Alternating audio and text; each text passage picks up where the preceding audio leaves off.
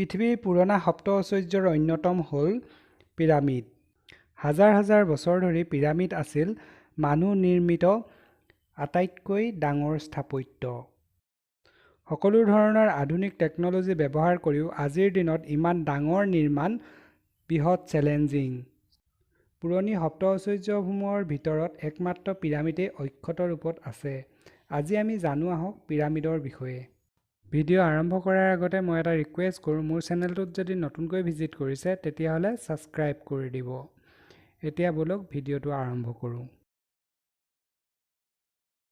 পৃথিৱীৰ আটাইতকৈ প্ৰাচীন এই ঐশ্বৰ্যটো মিছৰৰ ছাহাৰা মৰুভূমিৰ অঞ্চলত অৱস্থিত। মিছৰত সৰু বৰ মিলি প্ৰায় ৮০টা পিৰামিড আছে।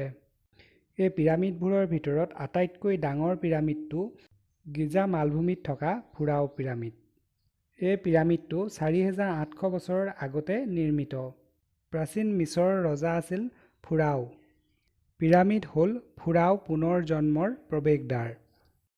মিছৰৰ লোকসকলে ভাবিছিল যে ফুৰাও মৃত্যুৰ পিছত মৃতদেহে নতুন ৰজা হিচাপে দায়িত্ব পালন কৰিব। ফুৰাৰ মৃত্যুৰ পিছত যিমান দিন দেহ সংৰক্ষণ কৰা যাব, সিমান দিন তেওঁ স্বৰ্গত বাস কৰিব। সেয়েহে ফুৰাওৰ মৃতদেহ পিৰামিডৰ ভিতৰত সংৰক্ষণ কৰা হৈছিল।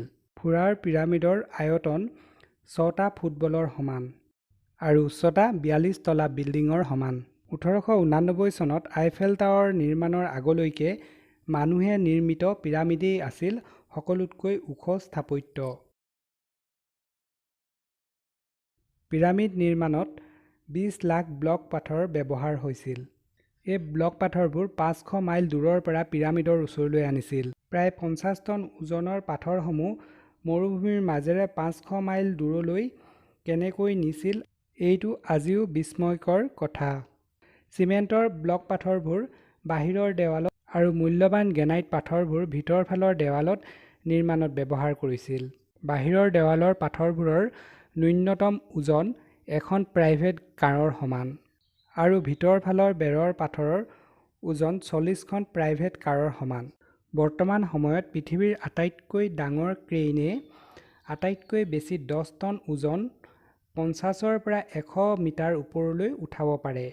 অথচ অত্যন্ত গধুৰ পাথৰ প্ৰায় ১৫০ মিটাৰ উচ্চতালৈ তুলি অত্যন্ত নিখুঁতভাৱে কেনেদৰে পিৰামিড নিৰ্মাণ কৰিলে সেইটো এটা বিস্ময়কৰ কথা।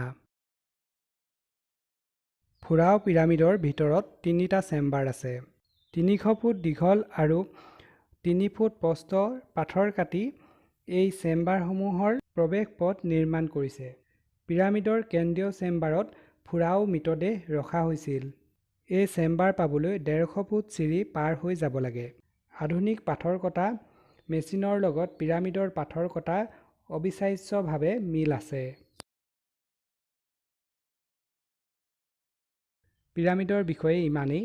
মোৰ যদি ভিডিঅ'টো ভাল লাগিলে লাইক কৰিব, কমেণ্ট কৰিব আৰু ছাবস্ক্ৰাইব কৰিবলৈ নাপাহৰিব। লগতে থকা বেল আইকনটো ক্লিক কৰি দিব, তেতিয়াহে মই দি থকা নতুন নতুন ভিডিঅ'ৰ আপডেট আপোনালোকে পাই থাকিব। ধন্যবাদ।